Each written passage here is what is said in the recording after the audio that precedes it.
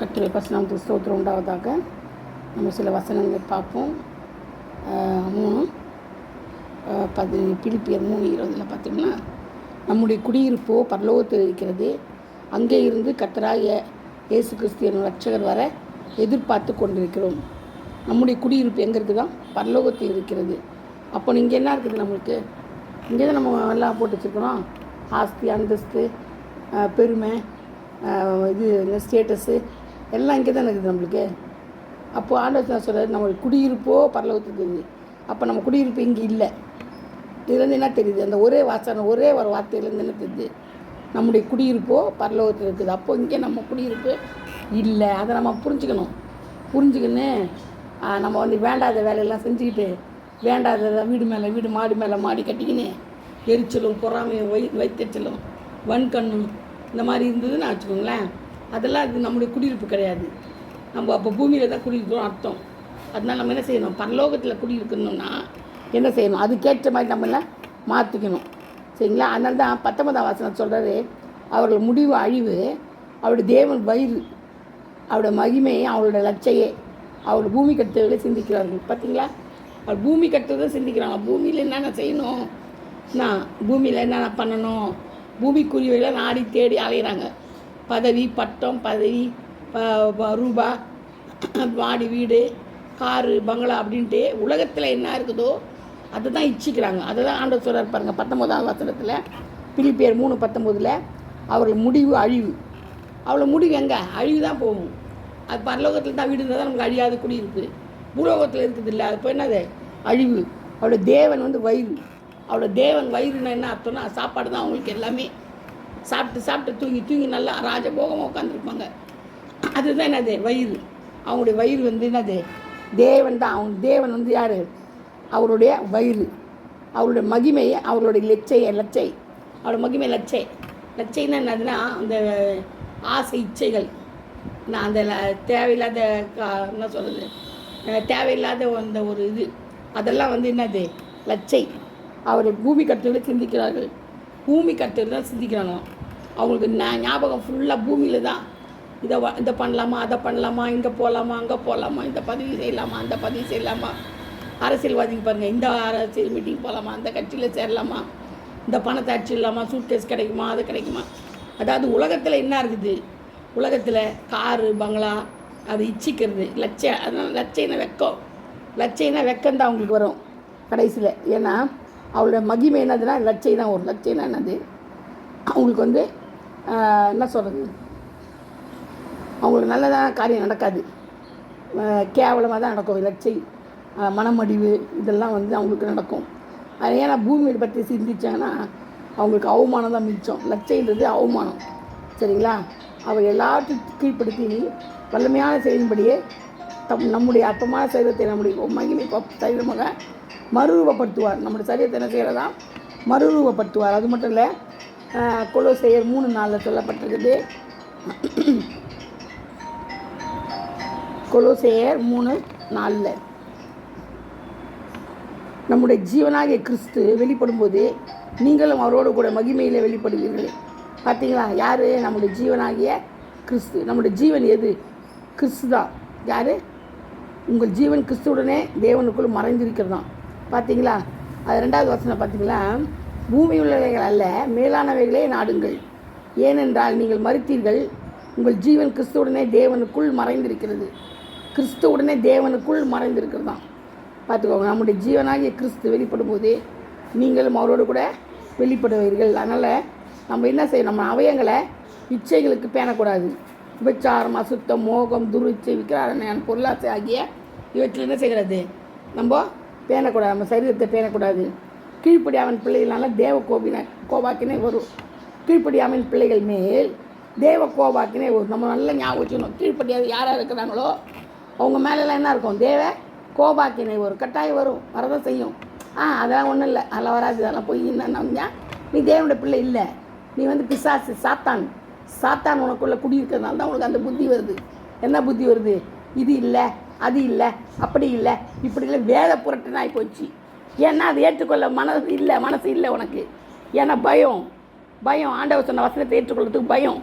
அதுதான் அங்கே உனக்கு வேறு எதுவும் கிடையாது. அதனால் நம்ம என்ன செய்யணும், நம்மளே நம்ம என்ன செய்யணும், இச்சைகளுக்கு பேணக்கூடாது. இச்சைகளுக்கு பேணாமல் நான் இச்சைகளுக்கு நம்ம சரீரத்தை பேணக்கூடாதுன்னு சொல்லப்பட்டிருக்குது. அதே மாதிரி பாருங்கள், வெளிப்படுத்தலில் பார்த்திங்கன்னா உங்களுக்கு நல்லாவே தெரியும்.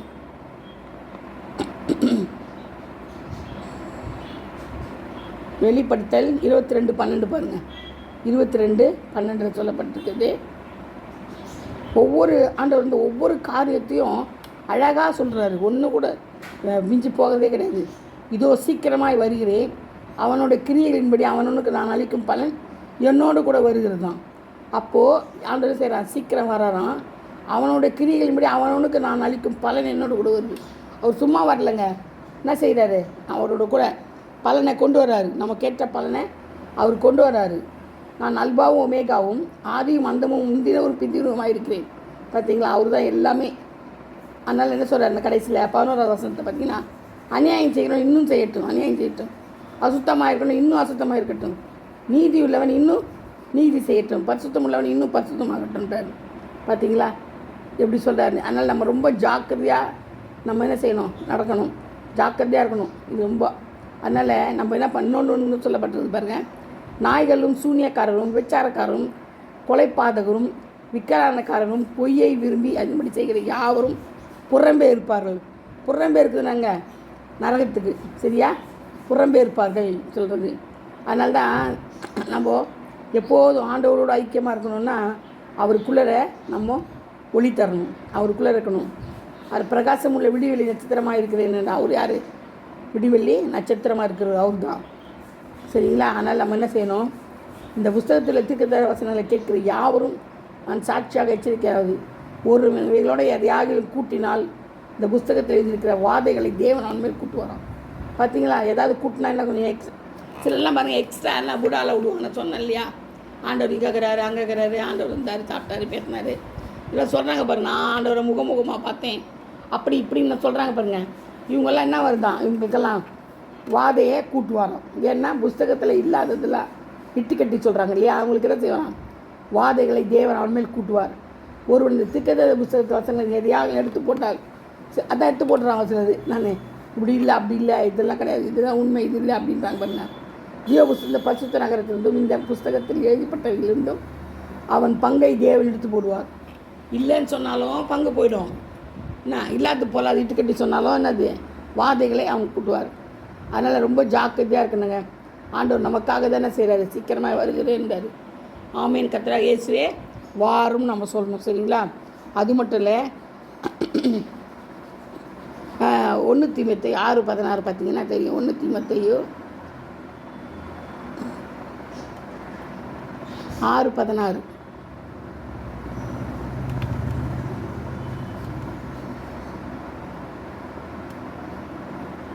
ஒருவராய் சாவாமை உள்ளவரும் சேரக்கூடாத ஒளியில் வாசமாக இருக்கிறவரும் மனுஷரில் ஒருவரும் கண்டிராதவரும் காணக்கூடாதவருமாய் இருக்கிறவர் அவருக்கே கனமும் நித்திய வல்லமையும் உண்டாயிருப்பதாக. ஆமீன். பார்த்தீங்களா, இந்த பாருங்கள் குறிச்சிக்கோங்க. 1 தீமோத்தேயு 6:16 என்ன சொல்லப்பட்டிருக்குதுன்னா, ஒருவராய் சாவாமை உள்ளவரும் சேரக்கூடாத ஒளியில் வாசம் பண்ணுகிறவரும் மனுஷரில் ஒருவரும் கண்டிராதவரும், மனுஷன் யாருமே நிச்சயம் பண்ணலாம் கண்டிராதவர்னு சொல்லப்பட்டது. அப்போ மனுஷரில் ஒருவரும் கண்டிராதவரும் காணக்கூடாதவருமாக இருக்கிறவர் தான் யாரே, இயேசு கிறிஸ்து. அப்போது இந்த இவங்கெல்லாம் சொல்கிறாங்க இல்லையா, நான் இயேசுவை கண்டேன், நான் பார்த்தேன், ஒயிட் ட்ரெஸ்ஸில் ஜிப்பாவில் அது இது லொட்டு லொசுக்குன்றாங்க பாருங்கள். இதெல்லாம் என்னது, பொய்யான ஒரு தீர்க்க தரிசனம், பொய்யான ஒரு வார்த்தைகள், சரிங்களா. அந்த பொய்யான வார்த்தைகள் நம்ம செய்யக்கூடாது, நம்பவே கூடாது. அதனால தான் சொல்லப்பட்டிருக்குது, அவர் என்ன ஒருவராய் சாவாமை உள்ளவரும் சேரக்கூடாது ஒளியில் வாசம் பண்ணுகிறோம். அந்த ஒளியில் சேரவே கூடாதான், அந்த ஒளியில் வாசம் பண்ணுகிறவர். அந்த ஒளியில் போய் நம்ம கூட வருவாரா, நம்மக்கிட்ட பேச முடியுமா அவரால், சொல்லுங்கள். நம்ம நிற்போமா பேசுறதுக்கு முடியுமா? மனுஷனால் ஒருவரும் கண்டிராதவரும் காணக்கூடாதவருமாக இருக்கிறவர். மனுஷனால் கண்டிராதவர் காணக்கூடாதவர். அப்போ என்ன செய்வார், ஒருவரும் காணவும் முடியாது அப்படின்னு அர்த்தம். அவருக்கே கனமும் நித்திய வல்லமையும் உண்டாயிருப்பதாக. ஆமீன். இதிலிருந்து நமக்கு என்ன தெரியுதுன்னா, ஒருவரும் அவரை பார்த்ததில்லை, கண்டில்லை, காண முடியாது, காணக்கூடாதவருமாக இருக்கிறவர்னு சொல்லிட்டாங்க. ஆண்டவர் சொன்னது தான். 1 தீமோத்தேயு 6:16 குறித்து வச்சுக்கோங்க. அந்த இந்த இந்த பொய் பேசுகிறவங்கெல்லாம் நல்லா தெரிஞ்சுக்கலாம். ஆண்டவர் இங்கே பார்த்தேன், அங்கே பார்த்தேன், இங்கே வந்தார், கார் வாங்கி தந்தார், பங்களா வாங்கி தந்தார், அதெல்லாம் பொய். இயேசு கிறிஸ்துவ யாரும் பார்க்க முடியாது. ஒருவராய் சாவாமல் சேரக்கூடாத ஒளியில் வாசம் பண்ணுகிறவரும் மனுஷர்கள் ஒருவரும் கண்டிராதவரும் காணக்கூடாதவருமாய் இருக்கிறவர் அவருக்கே கனவும் துதி மகிமையும் நித்திய வல்லமையும் உண்டாயிருப்பதாக சொல்லப்பட்டிருக்குது. அதனால் நம்ம என்ன செய்யக்கூடாது, ஃபுல்லாக யாரையும் நம்பக்கூடாது. அது மாதிரி சொல்கிறோம்ல, நீங்கள் யாரும் நம்பாதீங்க. அதே மாதிரி நரகத்துக்கு போயிட்டு வந்தேன், நரகத்தை எனக்கு காமிச்சார், நான் நரகத்துக்கு போயிட்டு தான் செஞ்சேன், வந்துட்டேன். அங்கே இவர் இருந்தார், அவர் இருந்தார், பெரிய பெரிய பாதிரியாக இருந்தாங்கோ, பெரிய பெரிய போதகருங்க இருந்தாங்கோ, சின்ன சின்ன பிள்ளைங்க இருந்தது, அதெல்லாம் ஆக்டர் இருந்தாங்க, அது இல்லை நரகத்தில் இருந்தாங்கன்னு சொல்கிறதெல்லாம் பொய் இருக்கலாம். நீ போய் பார்த்துருக்க முடியாது. அது ஆண்டவர்கிட்ட சுத்தம். ஆண்டவர்கிட்ட தான் திறவுக்கொலை இருக்குது. நரகத்தின் பாதாளத்தின் திறவுக்கொலை உடையவர் அவர் தான். அப்போ அவர் போய் உன்னை எப்படி கூப்பிட்டு போவார்? நீ தான் பார்க்கவே முடியாது. அவரை சாவாமல் ஒருவரும் காணக்கூடாது, முடியாது, சேரக்கூடாது ஒளியில் இருக்கிறவர்கிட்ட உன்னை கூட்டின்னு போயிட்டு நரகத்தெல்லாம் காமிப்பாரா? முதல் திறக்க முடியுமா? அவர்கிட்ட திறவுக்கோல் இருக்குது. ஒரு தடவை ஒரு தடவை என்ன ஒரு தடவை கூட்டின்னு போய் அந்த பாதாளத்தை தந்து காமிப்பாங்க. வாங்க அதை போய் நரகத்தில் இருக்கிறாங்க எல்லாம் பாருங்க அப்படி சொல்லி காமிப்பார் அவர். அப்படியேப்பட்ட ஆண்டவர் நம்மளுடைய ஆண்டவரே கிடையாதுங்க. அதெல்லாம் போய் நம்பாதீங்க. நரகத்தை பார்த்தேன்னு சொன்னால் யார் சொன்னாலும் எப்படியாப்பட்ட ஊழியக்காரனாக கூட சொல்லட்டும், எல்லாம் பொய் தான் அர்த்தம். பொய்க்கு பிதா தான், அதெல்லாம் ஒன்றும் கிடையாது. சரிங்களா? அதே மாதிரி யோவான் 3:13 பாருங்கள். யோவான் 3:13 பார்த்தீங்கன்னா, இயேசு அவனுக்கு பிரதித்தரமாக, ஒருவர் மறுபடியும் பிறவாவிட்டால் தேவனுடைய ராஜ்யத்தை காண மாட்டான் என்று மெய்யாகவே உனக்கு சொல்லுகிறேன். மறுபடியும் என்ன செய்யணுமா? பிறக்கணுமா? மறுபடியும் பிறக்குதுன்னு ஞானஸ்தானம் எடுக்கணும். அப்போ தான் தேவனுடைய ராஜ்யத்தை என்ன செய்வான்? காண முடியும். அது ஞானஸ்தானம் எடுக்கணும், அபிஷேகம் பண்ணணும், எவ்வளோ காரியங்கள் இருக்குது. அப்போ தான். இல்லைன்னா தேவனுடைய ராஜ்யத்தை என்ன செய்ய மாட்டான்?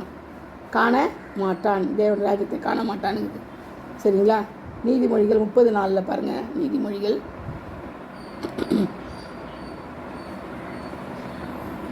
ஆண்டவர் ஒன்று சொன்னதெல்லாம் உண்மை, சத்தியம்தான், நான் பொய் கிடையாது. அதனால் நம்ம ரொம்ப ஜாக்கிரதையாக இருக்கணும். 30:4 வானத்துக்கு ஏறினவர் யார்? காற்றை அந்த கைப்பிடியில் அடைக்கினவர் யார்? தண்ணீர்களை வஸ்திரத்திலே கட்டினவர் யார்? பூமியின் எல்லைகளை எல்லாம் ஸ்தாபித்தவர் யார்? அவருடைய நாமம் என்ன? அவர் குமாரன் நாமம் என்ன? அதை அறிவாயோ? பார்த்தீங்களா? நம்மளால் அறிய முடியுமா? தேவனுடைய வசனமெல்லாம் புடமிடப்பட்டவைகள், தம்மை அண்டிக் கொள்வர்களுக்கு அவர் கேடகமானவர். அவருடைய வசனங்களோடு ஒன்றையும் கூட்டாதே, கூட்டினால் அவர் உன்னை கடிந்து கொள்வார். நீ பொய்யனாவாய். பார்த்தீங்களா? 5:6 4:5-6 நீதிமொழிகள் 30:4-5-6 சொல்லப்பட்டிருக்குது. அவருடைய வசனங்களோடு ஒன்றையும் கூட்டாதே, கூட்டினால் அவர் உன்னை கடிந்து கொள்வார். நீ பொய்யனாவாய். அதுதான். இதை விட என்னங்க வேணும்? மாயையும் பொய் வசனிப்பையும் எனக்கு தூரப்படுத்தும், தரித்திரத்தையும் ஐஸ்வர்யத்தை எனக்கு கூடாதிருக்கிறாங்க. பார்த்தீங்களா? மாயையும் பொய் வசனிப்பையும் எனக்கு தூரப்படுத்தும். அவரே கேட்குறாரு, தூரப்படுத்தும். மாயை வேணாம், ஒன்றும் வேணாம், பொய் வசனம் வேணாம், எனக்கு தூரப்படுத்தும். தரித்திரத்தையும் ஐஸ்வர்யத்தை எனக்கு கூடாதிருக்கிறாங்க. தரித்திரம் வேணாம், ஐஸ்வர்யம் வேணாம், பொதுவாக இருந்தாலும் எனக்கு போதும் வந்தார். அதனால் பாருங்கள் எப்படி இருக்கணும்னு. சரியா? அப்போஸ்தலர் 2:34. அப்போஸ்தலர் நம்ம சில கடைசி வசனம் பார்ப்போம். அப்போஸ்தலர் 2:34.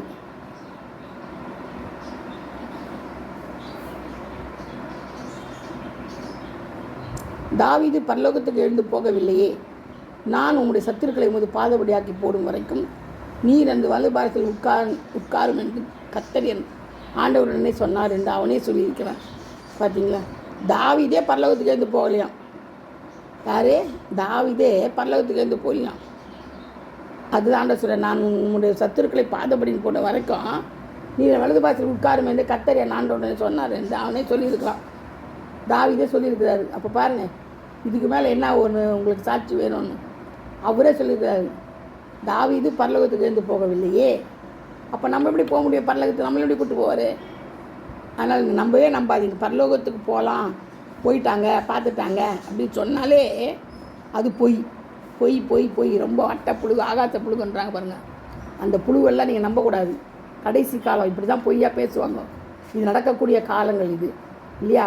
ரெண்டு வாதைகளை கூட்டுவார். இந்த மாதிரி போய் பேசி தெரிஞ்சுட்டு இருந்தால் அவங்க மேலே வாதைகளை கூட்டுவார் ஆண்டவர். அதனால் ரொம்ப ஜாக்கிரதையாக கர்த்தருடைய வருகைக்கு நம்ம ஆயத்தப்படணும். அதுதான் ரொம்ப முக்கியம். அவருடைய அடிச்சுவடை பின்பற்றி நடக்கணும். வசனத்தை ஆராய்ந்து பாருங்கள். நீங்கள் வசனத்தை பார்த்து நடங்க, அது போதும். நடுவில் எதுவும் வேண்டாம், யாரையும் பார்க்க வேண்டாம். நான் அவங்கவுங்க இது அவங்கவுங்க வரட்டும். நீங்கள் என்ன செய்யுங்க, வசனத்தை பார்த்து அதன்படி தியானித்து அதன்படி நடங்க. வசனத்தின்படி நடந்தாலே போதும், நம்மளுக்கு பரலோகம் கிடைக்கும். நான் நரகத்திலேருந்து என்ன செய்யலாமோ தப்பித்துக்கொள்கிறோம். அதனால் அந்த வசனத்தை பார்த்து அதன்படி நடப்போமாக. கர்த்தர் தாமே இந்த வார்த்தைகளை ஆசீர்வதிப்பாராங்க. இதுக்கு அடுத்த பார்ட் இப்போ நான் கொஞ்சம் நாள் கழித்து கொடுக்குறேன். கர்த்தர் தாமே ஆசீர்வதிப்பாராக. ஆமென். Praise the Lord. God bless you all. Thank you.